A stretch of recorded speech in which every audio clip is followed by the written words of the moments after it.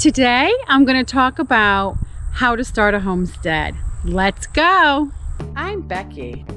I used to live in the consumer rat race just like you. But one day, I had enough, so I sold it all, moved to the country, and built my own log cabin with my own two hands. Now, I spend my time discovering new ways to live a simple, healthy lifestyle with more free time and way less stress, then sharing what I've learned with you. Welcome to Becky's Homestead. Living the homestead life is so calm, so relaxing, so enjoyable. I can't say enough about it. It's a wonderful, wonderful lifestyle. If you want to get your homestead going, first you need to read and study. There's a lot to learn. Second, you need to think about your house. You need to get your house done first. It's very hard to do anything. Trust me, I know. I've done it the hard way. It's very hard to think about anything until you have your house all settled and you're well rested, taken care of. Then you can wake up every day and work hard to, build your homestead and do the other things you need to do. So make sure that you think about that first and foremost, where you're going to live, get your little house all set up good. Then you can start building the other stuff. Also, spend a lot of time thinking about what you want on your homestead, because that is going to determine how big of the property you're going to need. And, that is so important. You don't want to just wing anything. Having a homestead is efficient. You want to be efficient. So you're not winging it. You want to plan, think it through, think it out, and do some more thinking, ponder, sleep on it, really think about it and read and investigate. Don't just wing it. Don't just jump into it, because you'll regret that. You'll waste a lot of time, a lot of energy, a lot of money. So it's not worth it. Don't go down that road. I'm telling you from experience, just have a plan first, think it through, and then get started. Having a good idea of what you want on your homestead is going to help you buy the right size property. And I just want to have a little warning here for people. Beware not to start collecting every cute little animal you see out there. Because what happens is you will just end up overloaded with a bunch of dirty, untrained animals that just run from you, and you're just going to end up feeding animals. That's all you're going to be doing, because it takes a lot of time and effort to train animals to be friendly, safe, and obedient. And there's a big difference between those kinds of animals and animals that are just over there in the field, all running loose, like you see some people and farms, and you're just feeding them. They're just over there. You can't go in there and pet them. You can't catch them. You can't really do anything with them. And that is quite a big burden to take care of. You still need to do shots and, vet care periodically. Animals need grooming, their feet trimmed. There's so much involved. And so what happens is people just get stuck just with this load of animals they can't do anything with. And so that's the opposite of efficient. Homesteads are efficient. And that's why I say spend a lot of time thinking about what you want to do on your homestead before you start just collecting animals. And it can be easy to do if you now have the property, you now have room, and of course they're cute, they look cute. But just make sure you just have the brakes on, Always build the shelters first for the animals before you just go collecting them all, because you want to be fair to the animals. They need a good life too. All right, so that's just a little warning. So now you're gonna think about, you have your little house set up, you have a good idea of what you want to do on your homestead. I say develop the talents you have. You can start there. It's a great starting point. Everybody has talents. Everybody's good at something. Even if they're not an expert, you know, they just have a knack for it.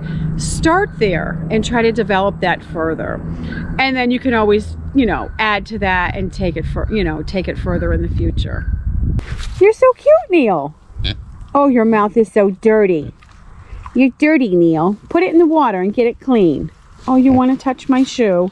He likes to touch my shoe. You want to sniff Mommy's shoe? Go ahead, you can sniff it.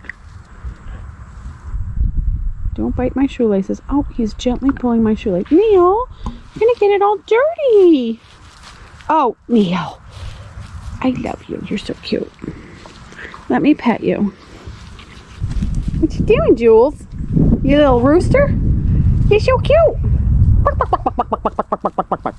I find the more time you spend on your homestead, the better you lay it out.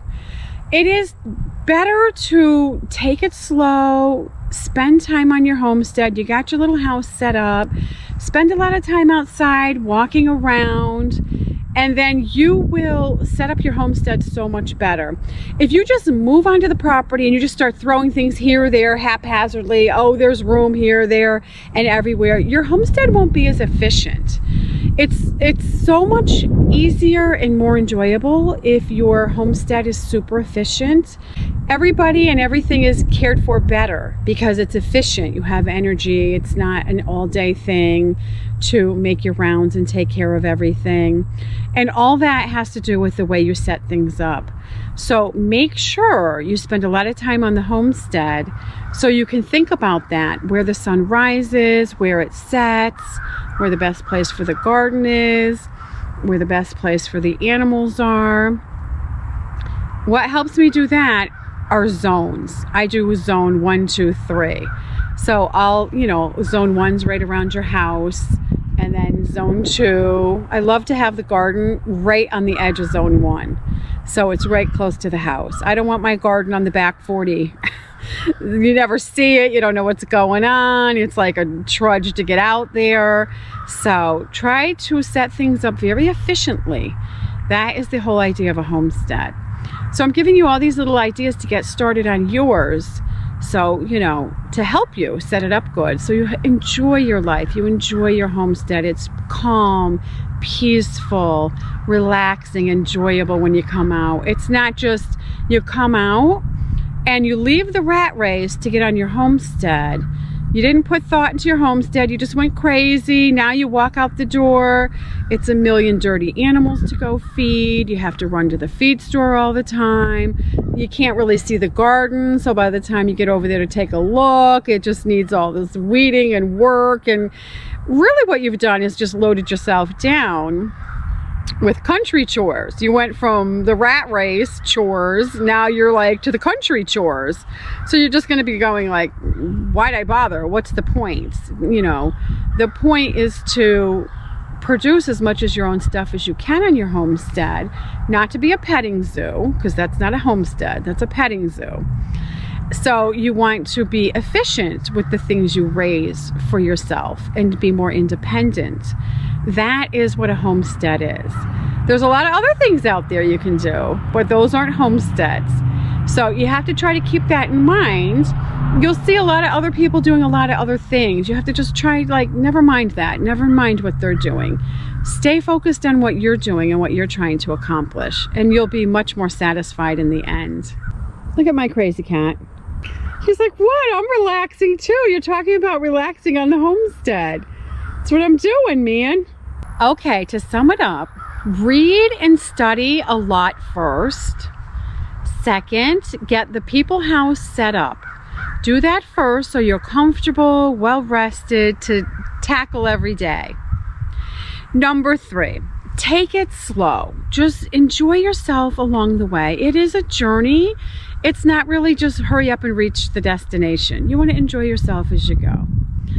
Number 4, do not load yourself down with a bunch of animals. Don't go get a million animals.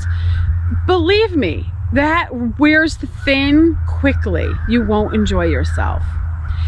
And So you'll be stuck with them too. Getting rid of them is not that easy either. And then number 5 is develop your talents. Develop the talents you already have. Start there and then you can branch out. Thanks for watching. See you next time. Happy homesteading. Bye-bye.